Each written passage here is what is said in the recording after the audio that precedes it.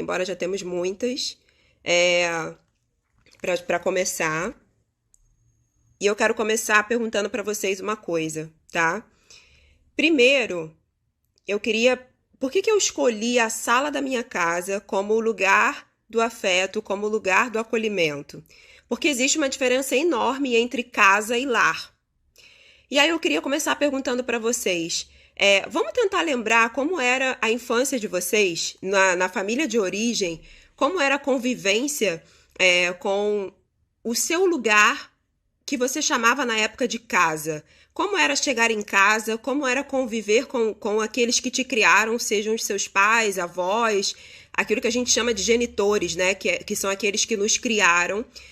Você se sentia pertencente? Você se sentia seguro ou segura no ambiente do seu lar? Você tinha as suas necessidades emocionais de afeto, de diálogo, de acolhimento, de se sentir amado ou amada? Você se sentia seguro ou segura no seu lar? Estar no seu lar era algo que você tinha certeza que o caos nunca entraria ali, ou era um ambiente em que você estava bem agora, mas a qualquer momento poderia acontecer algo ruim, a qualquer momento poderia acontecer um conflito, por exemplo, baseado no berro, baseado no escândalo, ou as relações eram ácidas, eram hostis? Elas eram acolhedoras ou eram hostis? E aí eu pergunto para vocês, vocês tinham uma percepção de estar em casa ou de estar em um lar? Por isso eu trouxe vocês para a sala da minha casa, não sei se vocês estão conseguindo ver aí o fundo, porque essa live é um lar. Nós estamos revisitando e olhando para a nossa história de vida, pensando se o que nos proporcionaram no passado, quando éramos crianças, adolescentes, e se o que temos hoje como família é uma casa ou é um lar. E aí eu queria que vocês me respondessem de fato, colocando hashtag casa ou hashtag lar aqui nos comentários, se você sentia em casa uma sensação só de estar num ambiente físico. Casa é um ambiente físico, é uma construção física. Ou se você se sentia em um ambiente em que todas as suas necessidades eram supridas. Não faltava ninguém que era super importante para você, não faltava provisão, não faltava acolhimento, não faltava absolutamente nada que você precisava. Escrevam aí, por favor, para mim, casa ou lar, ok? E aí, por que eu tô perguntando isso para vocês? A família é a primeira correção psicológica do indivíduo. É na família que tudo aquilo que a gente vai viver até os 6, 7 anos vai influenciar e impactar e até determinar toda a nossa vida. É claro que qualquer marca, qualquer experiência que a gente viva, mesmo nessa idade de 6 até 6, 7 anos, pode ser ressignificada. Mas é fato que ela vai nos marcar e vai determinar o nosso comportamento e a nossa forma de reagir à vida, a nossa forma de nos relacionarmos com as pessoas durante toda a nossa vida. Por isso é importante a gente pensar se a gente tinha uma casa ou se a gente tinha um lar. Porque vocês sabiam que hoje muitas das reações e das ações que a gente tem, por exemplo, sabe as autossabotagens que muitos de nós praticamos às vezes? Sabe aquela pessoa com muitas inteligências, mas que nunca aconteceu de fato na vida, num sentido de desistir dos seus projetos, procrastinar, ter dificuldade nos relacionamentos, ter dificuldade de aprofundar os relacionamentos, ter dificuldade de expressar o que sente, de nomear as emoções? Sabe aquela pessoa que ganha o mesmo salário durante anos da vida dela, trabalha no mesmo lugar durante anos da vida dela, sem metas, sem perspectiva de vida, sem sonhos? Sabe aquela pessoa que entra e sai de relacionamentos o tempo inteiro e não consegue se firmar com alguém que de fato ela se sinta feliz e pertencente?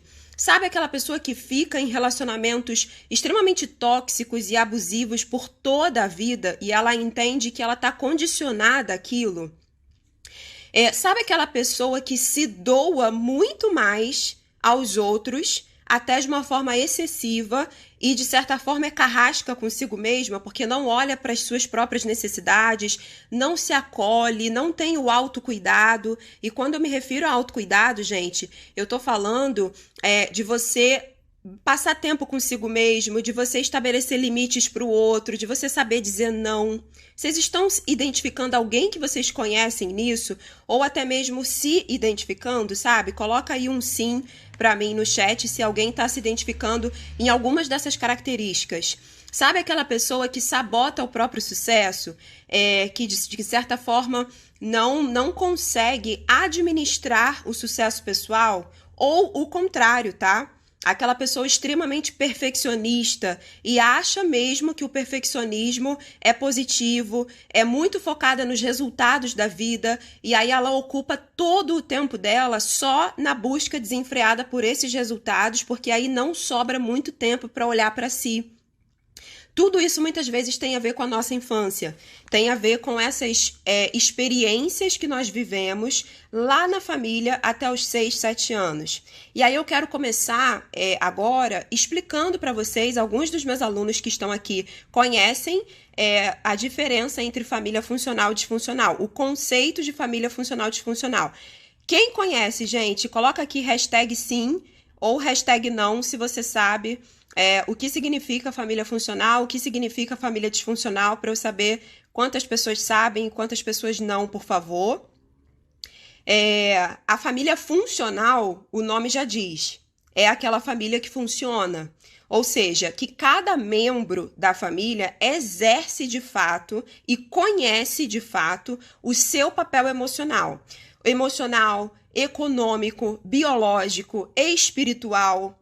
E cada membro dessa família exerce de fato o seu papel. Então, uma família funcional passa por crises, passa por dores, passa por tragédias? Sim.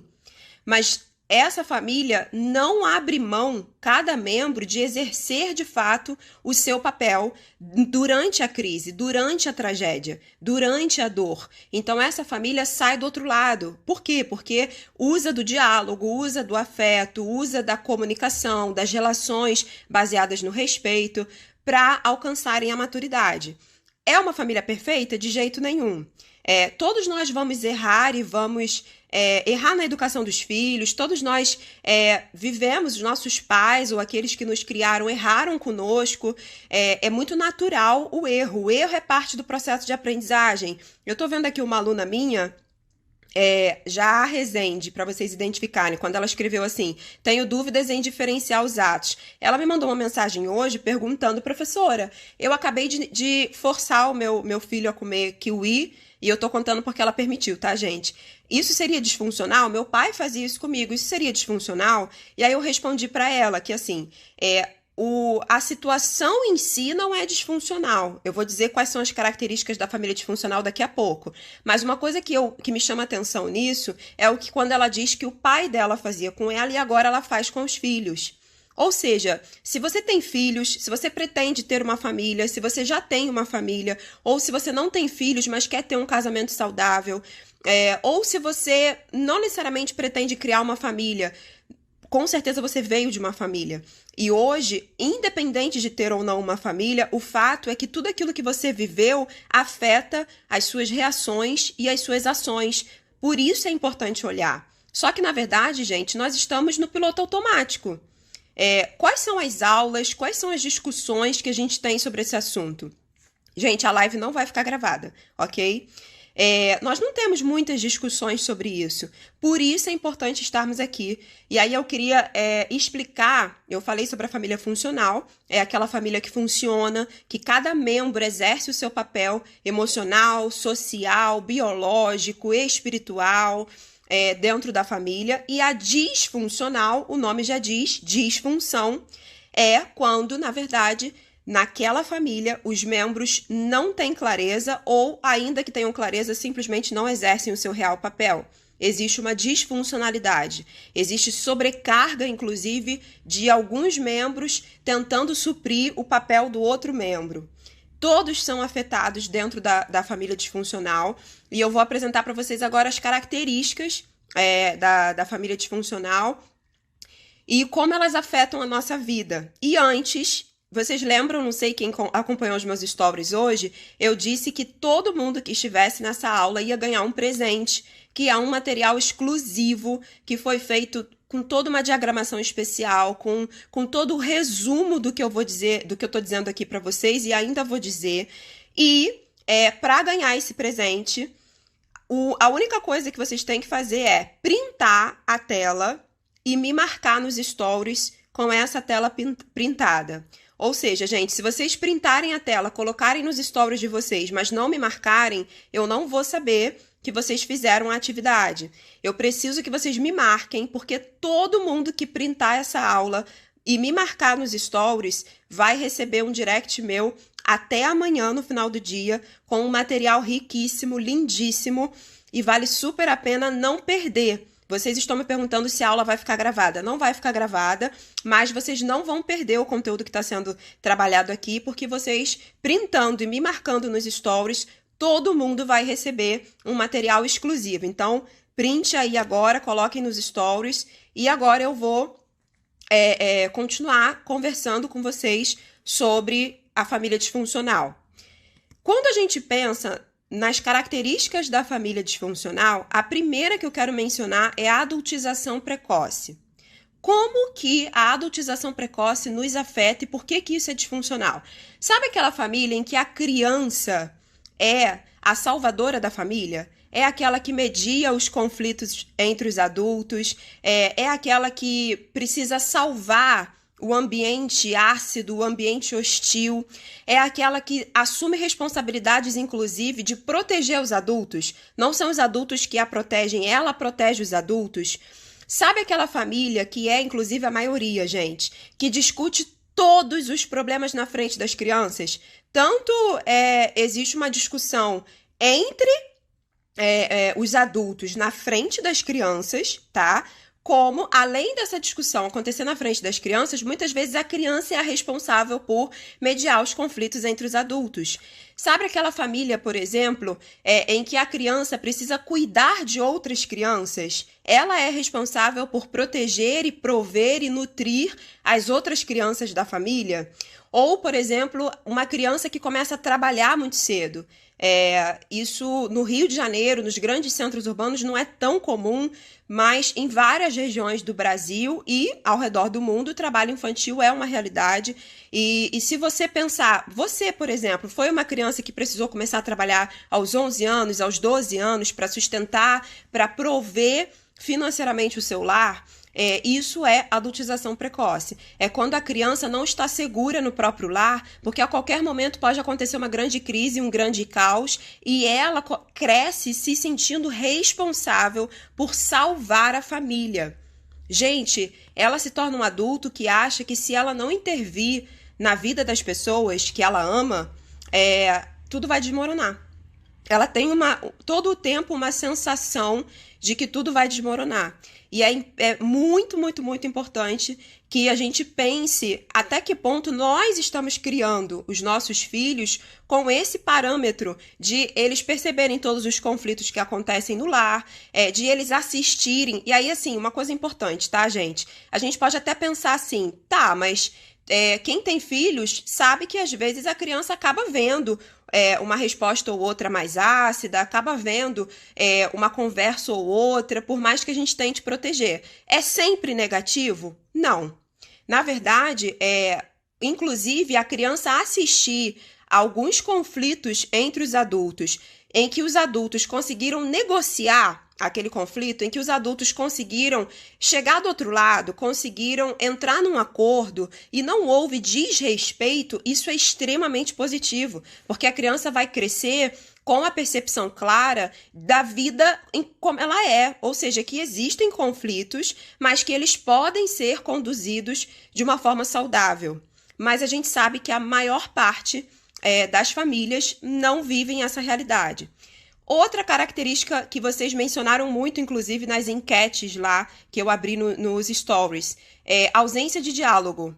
Famílias em que o afeto, o diálogo, não é algo presente. Pensando especificamente no diálogo, Uma família, por exemplo, em que o dicionário de emoções é extremamente restrito. As crianças, os adolescentes, os próprios adultos não dialogam entre si, eles não falam das suas dores, eles não falam dos seus problemas, eles não falam daquilo que eles sentem. As crianças não são ensinadas a nomear as suas emoções, a nomear aquilo que sentem.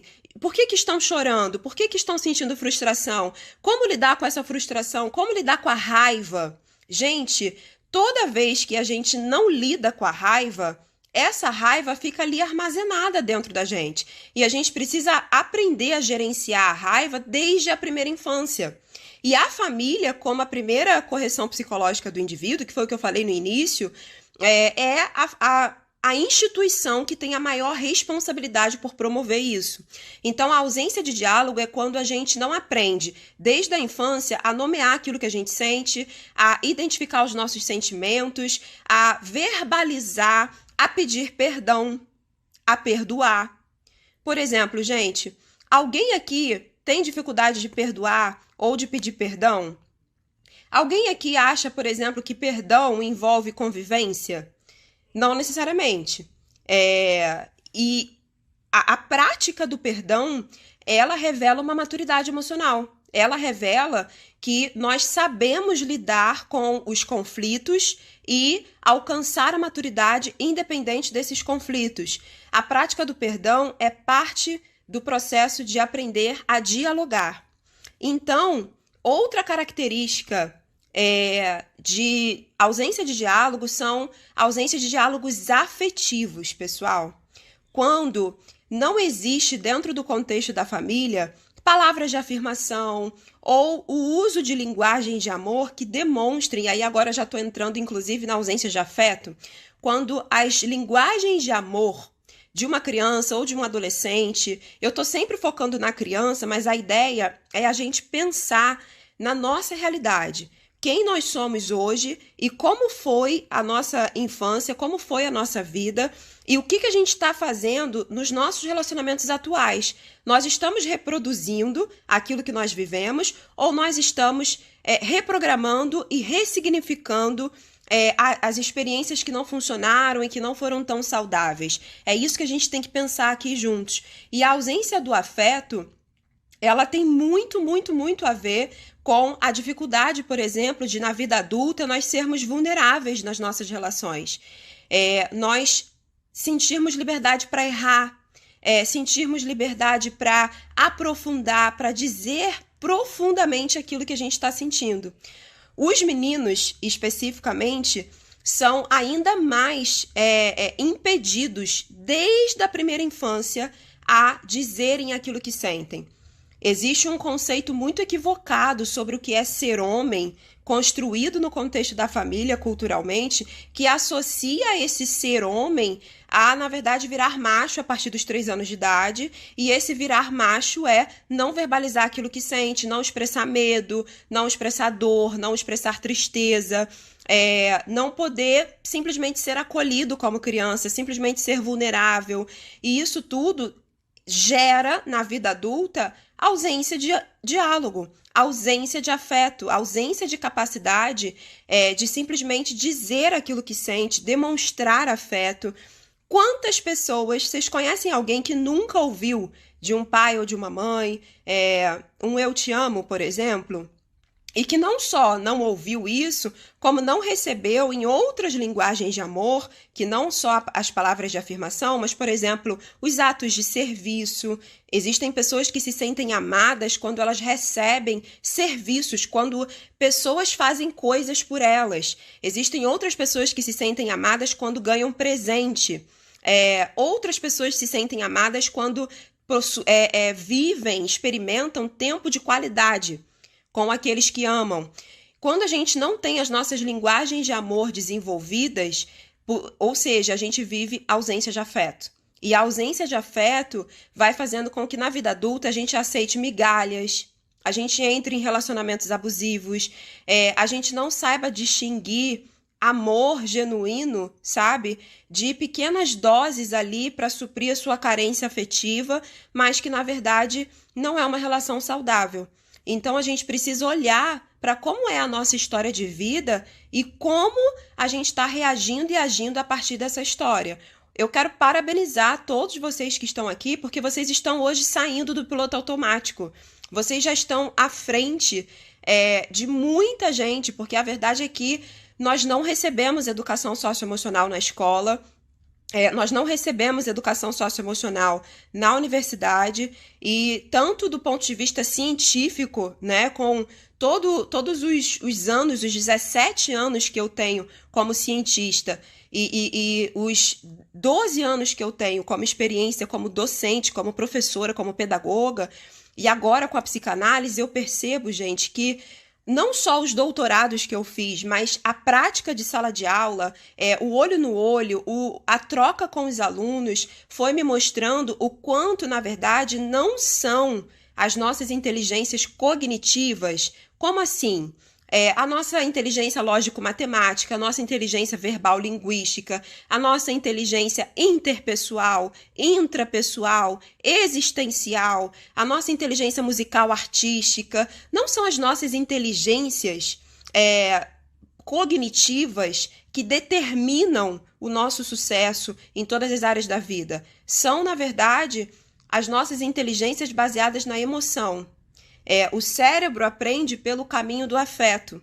E quando nós tivermos ausência de afeto por toda a nossa vida, isso impacta diretamente nas nossas relações e impacta diretamente na nossa relação com a gente, com as nossas decisões. E isso fala muito da autossabotagem que eu mencionei lá no início, quando alguém não lida bem com a própria realização pessoal, ou quando alguém se vicia desesperadamente nos resultados como uma forma de se autovalidar. E aí o próximo aspecto que eu quero mencionar, a próxima característica da família disfuncional, eu falei já de adultização precoce, já falei de ausência de diálogo e de ausência de afeto. A próxima é dependência e codependência emocional. Alguém aqui sabe o que isso significa, gente? Coloquem aqui sim ou não para mim no chat, para eu saber se vocês sabem o que significa dependência e codependência emocional. E eu quero relembrar para a galera que está entrando agora que essa aula, tudo que eu estou dizendo está por escrito para vocês não esquecerem, num material riquíssimo, personalizado, lindíssimo, que foi preparado só para vocês que estão aqui. E para ganhar esse material, vocês precisam apenas printar a tela, postar nos stories e me marcar. Precisa me marcar, pessoal, porque se vocês não me marcarem, eu não consigo ir ao direct de vocês até amanhã e mandar no privado esse material. Eu preciso identificar que vocês estiveram na aula. Então, printem aqui a tela, coloquem nos stories e coloquem lá o @janela de alma Gisele Reinaldo para eu saber que vocês estiveram aqui e vocês vão receber tudo isso que eu estou dizendo por escrito. Beleza? Muito boa a fala aqui da Luana, dizendo: eu acho que eu era, mas agora eu não sou mais, mas não tenho certeza. É por isso que a gente está aqui, para descobrir se a dependência emocional, se a codependência emocional estão nas nossas vidas ou não. Gente, o que é dependência emocional? O que é codependência emocional? Sabe aquela pessoa que tem uma baixa autoestima fortíssima e ela se sente, todo o valor de quem ela está totalmente nas mãos do outro? É o outro quem determina o valor dela. Quer dizer, ela não conhece as próprias qualidades, ela não conhece os próprios talentos, ela não sabe quem ela é, mas ela é absolutamente escrava nas relações de agradar a todos.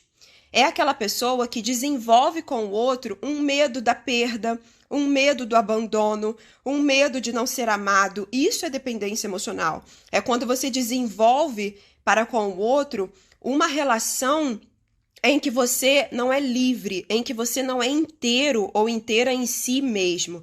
Você simplesmente precisa e depende do outro para ser.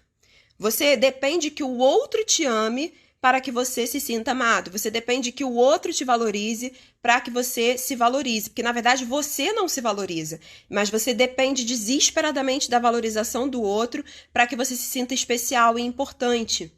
É quando, por exemplo, você não tem liberdade de ir e vir. É quando você não tem liberdade de decidir. Quando você não tem liberdade de estar sozinho, de ser a sua própria companhia, você precisa sempre da companhia do outro, você precisa sempre das migalhas de afeto do outro te maltrata, te machuca, é ruim para você, mas você não consegue sair daquela relação, ou na verdade você não consegue romper com aquele ciclo. E aí é uma pergunta muito importante que estão fazendo aí, como romper com esse ciclo? Gente, a próxima aula vai ser só sobre dependência e codependência emocional e só sobre ausência de afeto, porque foram os 2 temas mais votados na enquete nos stories, e eu vou dar uma aula inédita para vocês aqui, usando a série Made, que está extremamente famosa na Netflix. Quem aqui já assistiu a série Made, gente? É uma aula inédita, nem mesmo os meus alunos já assistiram a essa aula, e a próxima aula vai ser só sobre dependência emocional e codependência e só sobre ausência de afeto, ausência de diálogo. E eu vou usar a série Made, os personagens, a vida dela como norte. Se você não assistiu a essa série, eu sugiro que você assista pelo menos um episódio, mas ainda que você não assista, venha para a aula, porque eu vou dar muitos gatilhos aqui sobre como você lidar com essa situação.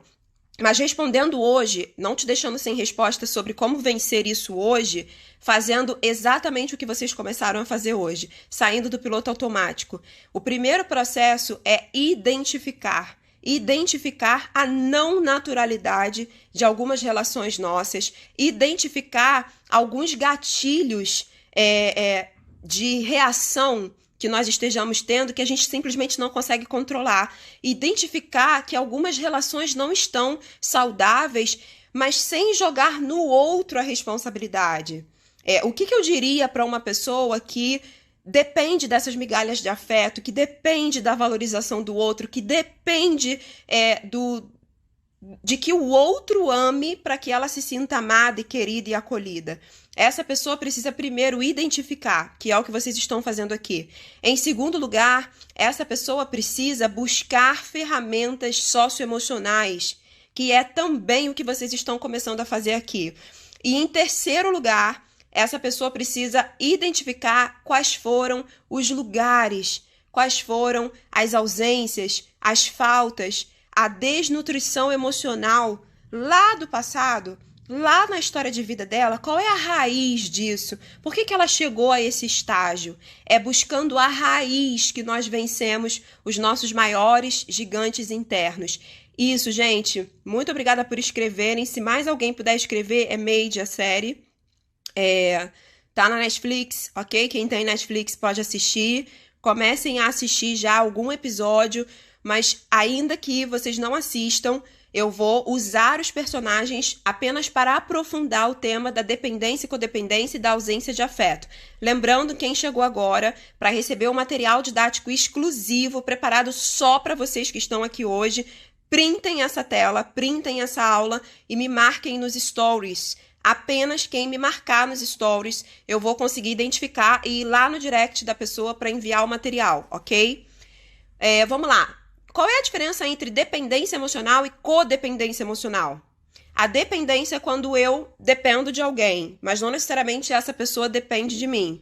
A codependência emocional é quando existe uma relação mútua de dependência, ou seja, alguém depende de mim e eu codependo dessa pessoa.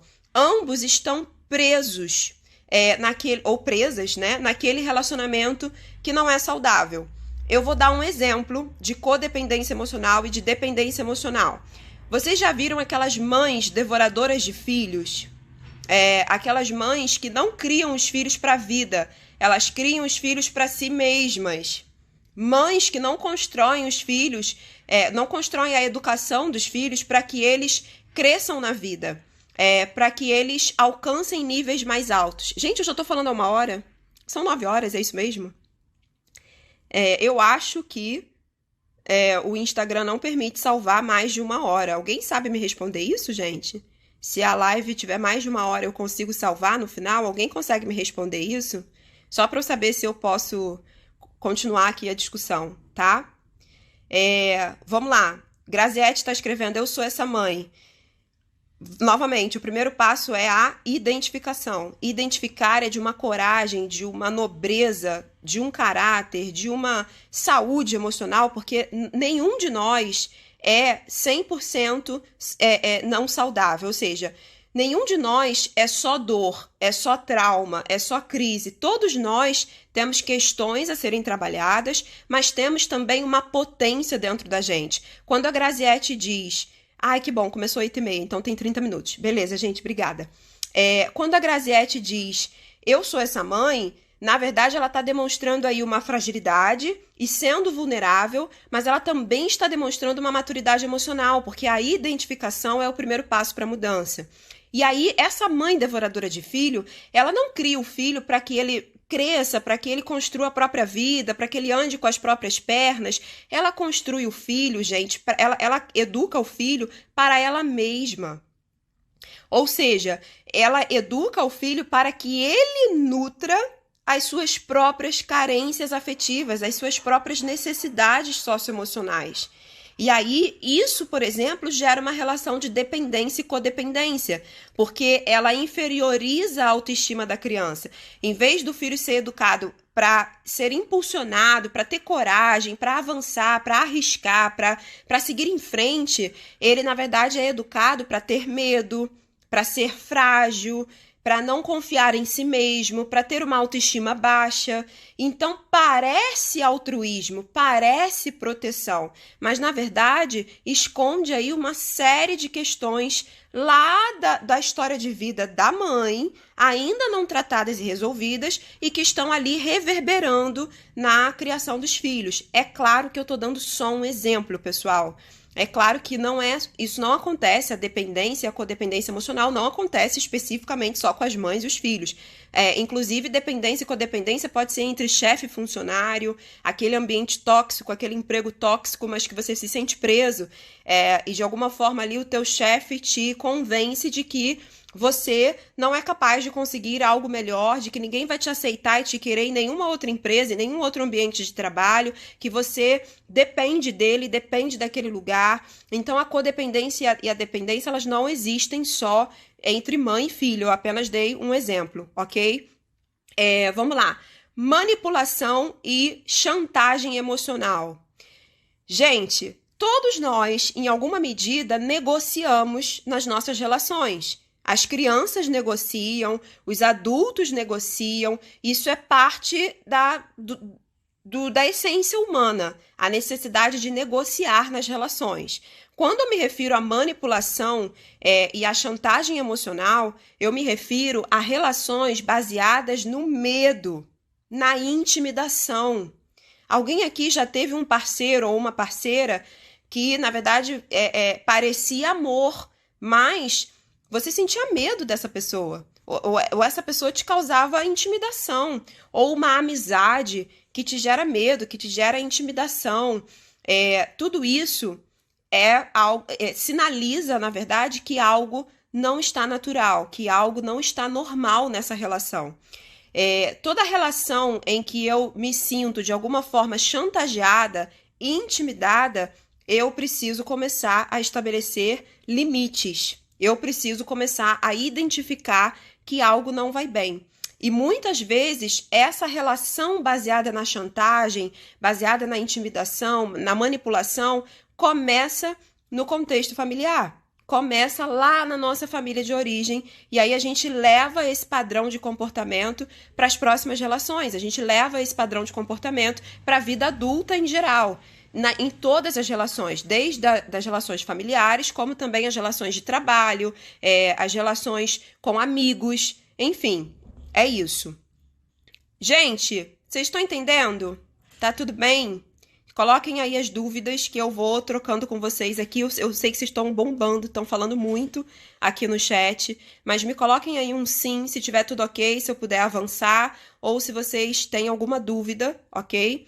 Sobre o que eu falei até aqui. Recapitulando, eu falei de adultização precoce, ausência de afeto, ausência de diálogo, dependência emocional, codependência emocional.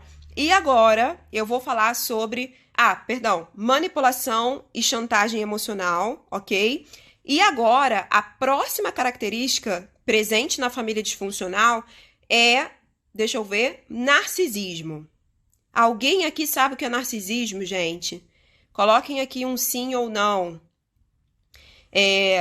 A minha mãe, linda, maravilhosa, amada, tá perguntando, e o codependente, quais são as características? Tanto o dependente quanto o codependente desenvolvem características próximas. Aceitar migalhas de afeto, desenvolver relacionamentos baseados na prisão até mesmo do direito de ir e vir, da liberdade, ou, por exemplo, relações em que a pessoa te isola vivendo só para ela, te isola como se... Sabe aquela pessoa, vocês já viram alguém assim? Uma pessoa que arruma um namorado ou namorada e ela se afasta de todo mundo que ela conhece, inclusive da família, porque uma prova de amor exigida pelo namorado ou namorada é de que ela viva apenas para essa pessoa.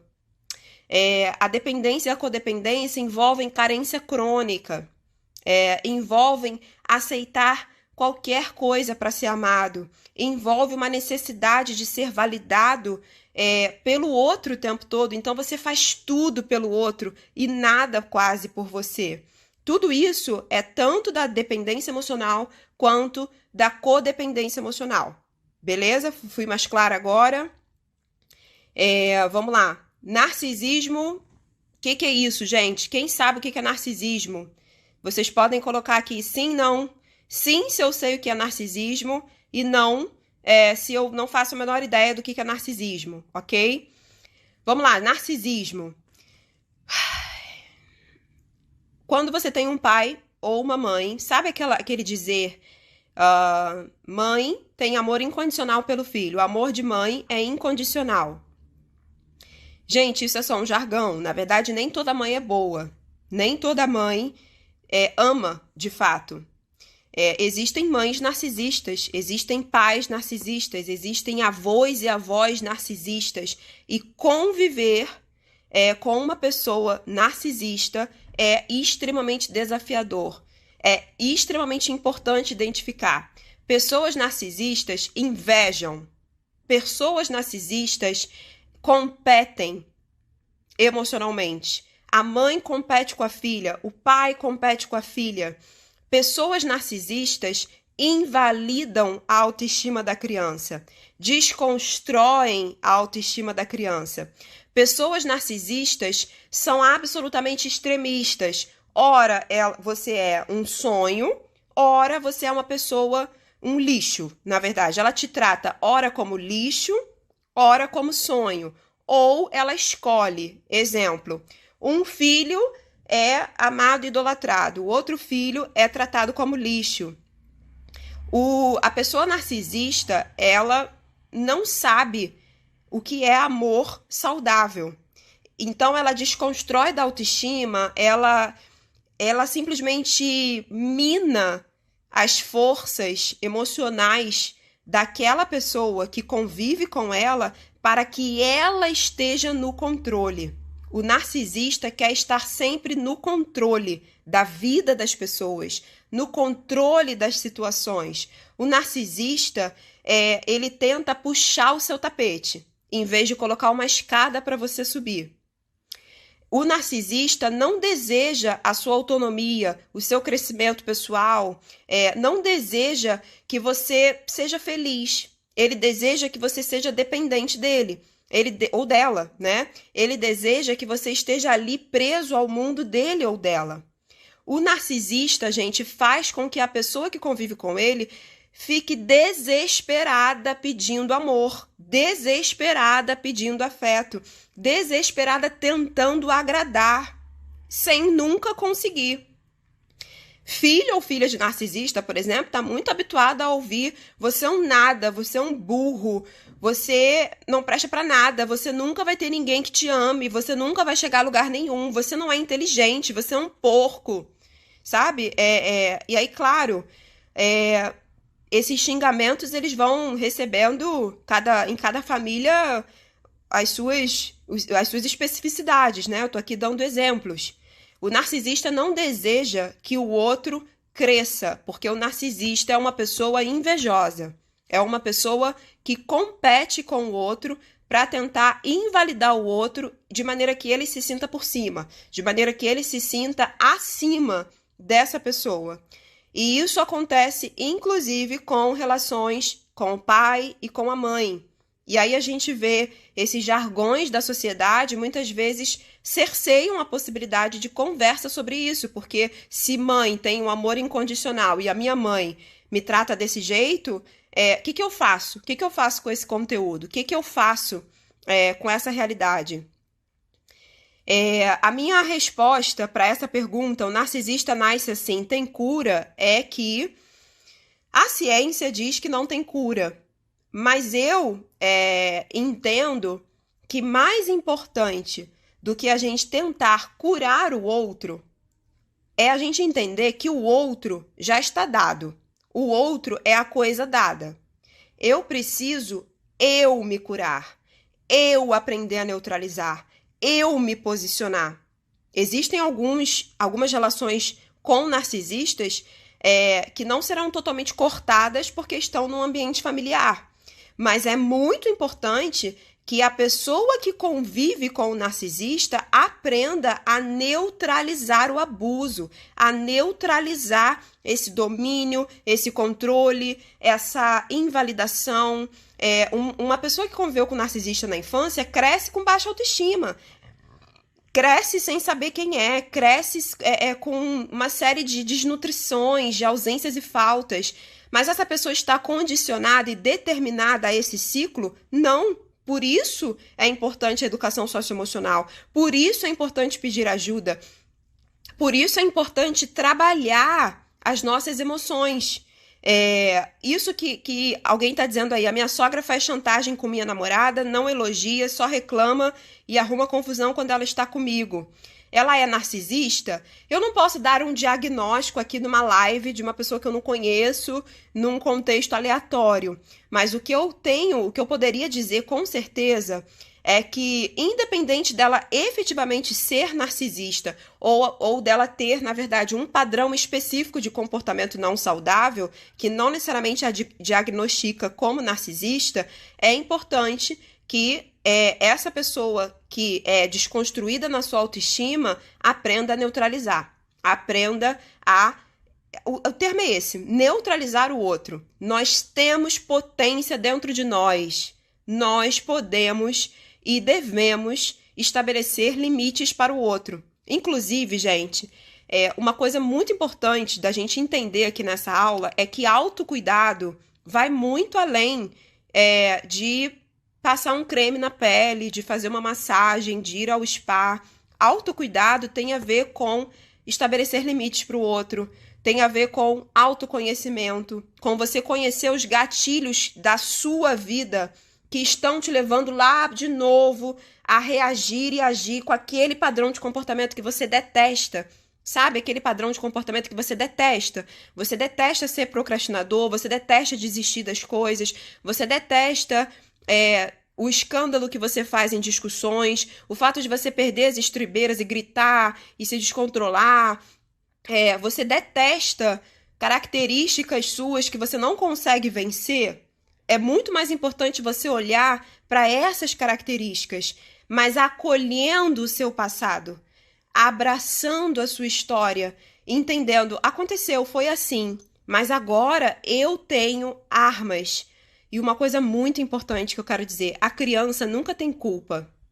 A criança não tem culpa de ter nascido em uma casa e não em um lar, que foi o que eu falei lá no início da nossa live. Se você não estava no início, eu comecei a live dizendo isso, né? Essa aula dizendo isso. Você morou numa casa ou você morou num lar?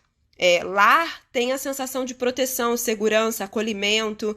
Casa é só uma construção física em que pessoas vivem juntas, mas não necessariamente se relacionam e não necessariamente se relacionam com saúde, né? Então, a gente agora tem o papel de assumir o protagonismo da nossa própria vida, de entender que nós não somos vítimas do nosso passado, que é o nosso papel ressignificar o passado e, na verdade, construir pontes para a saúde, pontes para romper com padrões de comportamento não saudáveis e implementar outros padrões saudáveis. Exige muito esforço, autoconhecimento, conhecimento, mas vale muito a pena também. Continuando, pessoal, narcisismo é isso, né? É quando existe uma relação totalmente baseada em algo tóxico, na competição, na inveja, na manipulação, na chantagem, no controle, na ausência de liberdade. Tudo isso é extremamente narcisista.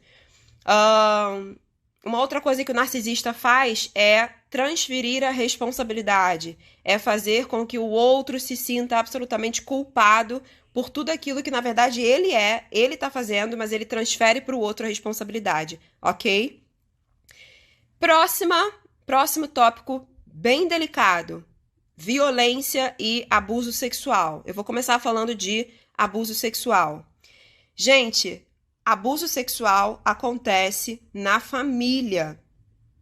E justamente por ser na família, pelo abusador ou abusadora ser exatamente aquela pessoa que deveria te proteger, te prover, te sustentar, te amar, é que os índices de abuso sexual são mundiais. É um problema mundial. As estatísticas são absurdas a respeito de abuso sexual.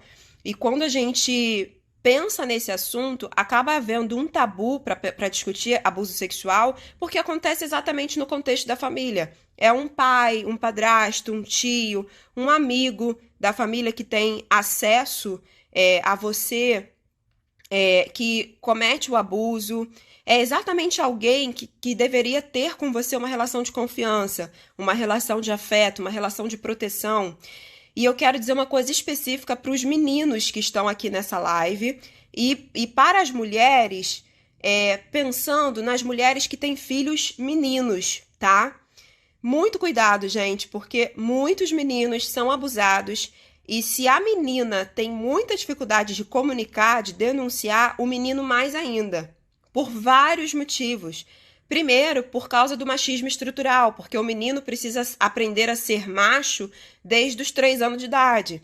Então, como assim ele, na condição de macho, não conseguiu se proteger e se defender daquela mulher, daquela pessoa que o abusou? Então, pelo machismo estrutural, muitos meninos não conseguem denunciar abuso. Além disso, vocês estão me ouvindo, gente? Me deu a sensação... estão me ouvindo, ok. Me deu a sensação de que pausou aqui. Não pausou não, né? Vocês estão me ouvindo. Me deem um sim aí, gente, para eu ter certeza que eu posso continuar. Ok, vocês estão falando, beleza. Vamos lá. O abuso sexual, quando acontece com meninos, existem vários estereótipos que fazem ele não denunciar.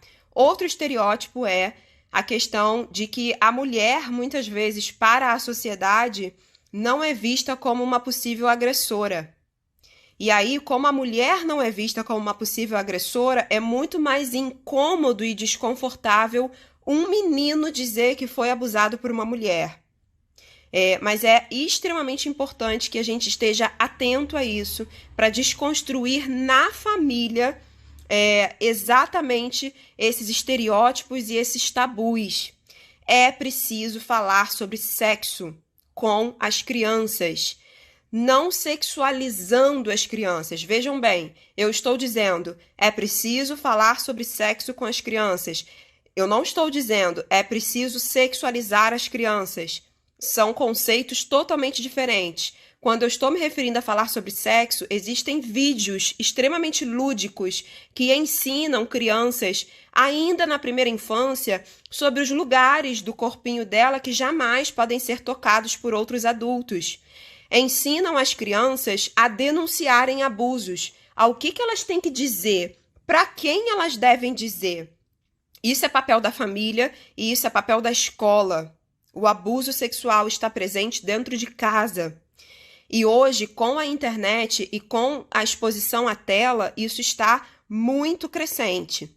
Me perguntaram se a aula vai ser gravada, gente. A aula não vai ser gravada, vocês são privilegiados de estarem aqui, mas relembrando, quem chegou agora, para receberem um material por escrito com tudo isso que eu estou dizendo, personalizado e lindo, printem a aula e me marquem nos stories. Coloquem lá, @janela de alma Gisele Reinaldo.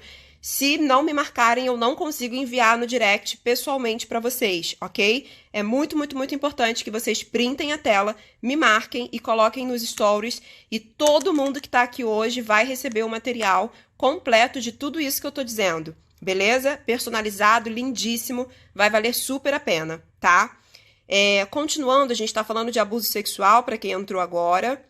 Existe uma diferença gigantesca, o Jorge está falando aí, entre educação sexual e sexualização, e não é qualquer educação sexual que é prudente, né? É muito importante que a gente fale sobre sexo no que diz respeito à proteção da criança, no que diz respeito a ensiná-la que há lugares no corpinho dela que não podem ser acessados, que há lugares que são privados, que são da privacidade dela, e o que ela deve fazer caso alguém tente tocá-la de uma forma indevida, caso alguém... Quais são as ameaças que um abusador usa com a criança?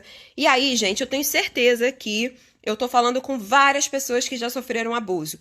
Eu já sofri abuso sexual, num sentido de atos libidinosos, sabe? Assim, e olha, eu acho que pouquíssimas mulheres aqui não sofreram, tá? Sabe ônibus? Aquele ônibus lotado que se você reclama daquele toque indevido, daquele encostar indevido, você sai como louca, mas você sabe que aquilo tá acontecendo e você sabe que aquilo é abuso. Eu já vivi abuso e não reagi, mas eu também já vivi abuso psicológico, e eu vou falar sobre isso com vocês, eu tenho pouquíssimo tempo, e reagi, porque eu já tinha ferramentas para neutralizar o abusador, para colocar o abusador no lugar dele. E essas ferramentas são aprendidas na família. É extremamente importante. Por outro lado, quem está aqui me olhando e pensando, uau, eu já sofri muito abuso. Meu pai foi meu abusador, meu avô foi meu abusador. Enfim, tô dando exemplos aleatórios. A pessoa que limpava a minha casa foi a minha abusadora. O que eu faço? O que eu quero te dizer hoje é que o abuso veio na sua vida para tentar te destruir, para tentar te minar, para tentar neutralizar o seu sucesso integral. Eu estou me referindo àquele sucesso da alma, muito profundo, sabe? E que afeta todas as áreas da nossa vida, mas o abuso não te define. É muito importante que a gente entenda que a criança não tem ferramentas para se defender. A culpa nunca foi sua. Por mais que o abusador ou a abusadora haja como se fosse, convença a vítima de que ela é culpada. A culpa nunca foi sua.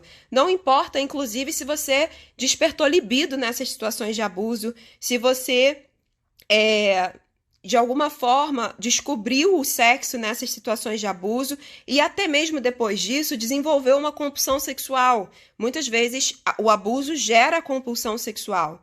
Existe tratamento e existe cura e é hoje, sabe? É para agora. E aí...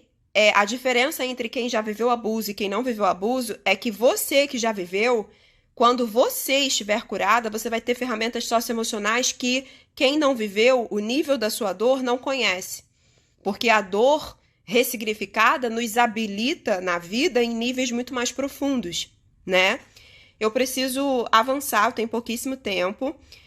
Último item de uma família... Perdão, violência. Penúltimo item. Gente... toda forma de violência física, violência doméstica,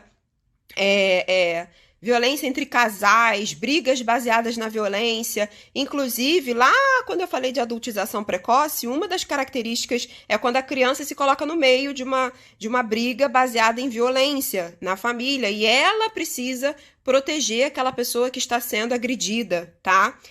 Violência física, violência psicológica, violência patrimonial é quando o dinheiro, os bens, são usados como mecanismo de coerção, de coação, de prisão, de perda do direito de ir e vir, de perda da liberdade ou de ameaça, tá?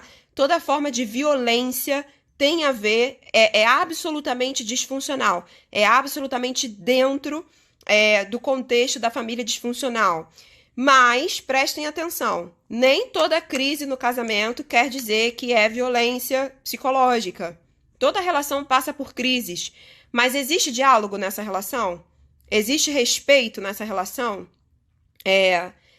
Nenhuma forma de violência física entre casais pode ser considerada admissível ou possível, né? E é importante que a gente identifique isso. No caso da violência psicológica, é mais difícil identificar, mas é muito fundamental que a gente perceba que a violência psicológica ela tem muito a ver com tudo que eu acabei de falar. Manipulação, chantagem, medo, prisão, quando você não tem liberdade naquela relação. E aí eu te pergunto, como identificar, por exemplo, se eu já vivi relação de violência psicológica? Você já se relacionou com alguém que puxava seu tapete em vez de botar uma escada para você subir? É uma ótima sinalização sobre violência psicológica, ok? Para fechar, vícios, alcoolismo, pornografia, jogatina. E aí, se você tá me olhando pensando, como assim, professora, nós vamos fechar? Hoje, gente, eu tô dando uma aula para vocês explicando todas as características da família disfuncional. O que vai acontecer nas próximas aulas? Lá no início da live, eu disse que a nossa próxima aula é sobre a série Made, que está disponível na Netflix, e o tema é ausência de afeto e diálogo e dependência e codependência emocional. Eu vou dar uma aula inédita, nem os meus alunos que estão aqui, que já assistiram aulas minhas sobre família disfuncional, conhecem essa aula, porque eu nunca dei ela em lugar nenhum. Eu vou analisar os personagens da série e vou falar sobre a família dentro dessa realidade de dependência e codependência, ausência de afeto e diálogo. E assim serão as aulas seguintes. Cada aula eu vou falar só sobre um tema, ok? Será sempre quarta-feira, sempre 20 e 30. Eu quero saber se eu der a aula já na próxima semana sobre a série Made, se vocês estarão aqui. Coloca um hashtag sim aí para eu ficar feliz, motivada e já preparar essa aula para a próxima semana, ok? Vocês participando e engajando, já na próxima semana a gente vai falar sobre a série Made, tá? E sobre esses dois temas que eu falei. Último tema para a aula de hoje, última característica da família disfuncional: alcoolismo, pornografia, jogatina, vícios em geral. Gente, uma família que tem uma pessoa alcoolista, ela tende a desenvolver um padrão de comportamento de salvadora. Todos na família acabam adoecendo junto com aquela pessoa que está com o vício. Por quê? Porque ela desenvolve, a família tenta diminuir, mitigar os efeitos do álcool na vida da pessoa. Quando, na verdade, a principal ajuda para uma família que tem alcoolista é você deixar a pessoa viver as perdas financeiras, profissionais, emocionais, físicas do seu vício, para que ela identifique a não naturalidade daquele comportamento, a não naturalidade daquela realidade. Ela identifique que ela está doente, ela precisa de ajuda. Mas, normalmente, aquele que é alcoolista simplesmente nega a sua situação, então ele fica numa posição de vítima e toda a família adoece junto, porque fica numa posição de salvadora. O vício presente na família, obviamente, faz com que essa pessoa que está no vício não exerça o seu papel funcional, não exerça o seu papel de proteção, de provisão. Por isso é importante a gente discutir só sobre alcoolismo, só sobre vícios. Pornografia, saia do isolamento. Se você está viciado ou viciada em pornografia, cada vez mais mulheres estão viciadas em pornografia. A pornografia afeta a neuroplasticidade do cérebro. A pornografia é tão danosa ao cérebro quanto todos esses outros vícios que eu acabei de mencionar. Quando alguém me pergunta aí, vocês estão me perguntando, e quando a pessoa percebe que é alcoolista, por exemplo, e continua? É o que eu disse lá no início, o outro está dado. Essa pessoa precisa viver as consequências da sua escolha naquele momento, e aquele que convive precisa aprender a se proteger, a parar de tentar salvar o outro e salvar a si mesmo e mesma. Não achando que isso é egoísmo, mas entendendo que quando eu me salvo, além de eu não adoecer junto com o outro, eu ajudo o outro a identificar a não naturalidade e a buscar ferramentas e ajuda, ok? Deixar perder essas coisas não pode fazê-lo se entregar ainda mais a questão é que quando a família tenta burlar as consequências do álcool, do vício na vida daquela pessoa, ela acaba fazendo com que essa pessoa consuma cada vez mais, porque ela não identifica que haja consequências, ela não identifica, inclusive, a não naturalidade do que ela faz.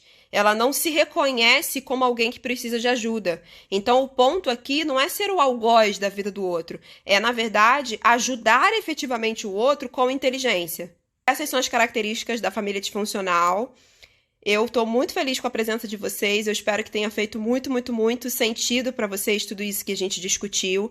E eu quero fechar essa aula dizendo que se você identificou na sua história de vida alguma dessas características, seja intencional em buscar ferramentas socioemocionais. Não deixe a vida levar a lá Zeca Pagodinho, sabe? Entenda que é extremamente importante hoje você buscar ferramentas socioemocionais para que você tenha êxito em todas as áreas da sua vida e para que você rompa com a transgeracionalidade, que é quando um padrão de comportamento passa para as próximas gerações da sua família. É muito importante que você entenda que você tem um papel de romper com aquilo que as espécies, com aquilo que a sua espécie familiar não conseguiu romper nas gerações anteriores, para que você seja protagonista da sua história e mude a vida daquelas pessoas que fazem parte da sua família hoje, das próximas crianças, inclusive, que vão fazer parte da sua família hoje. Foi um super prazer, vocês são demais. Qualquer dúvida, qualquer pergunta, mandem direct. Estou muito, muito, muito disponível para vocês. Vamos continuar a troca e atendendo aos pedidos, a próxima aula, série Made, dependência e ausência de afeto, ok? Printem, pessoal, printem a tela quem ainda não printou, marquem o meu @janela de alma Gisele Reinaldo, porque só quem me printar e me marcar vai receber no direct o material exclusivo. Então eu preciso mandar 70 e poucos, ok? Directs para vocês. Printem aí, beleza, pessoal? Não deixem de printar para que vocês recebam esse material incrível. Foi maravilhoso. Até a próxima aula. Um grande beijo, gente.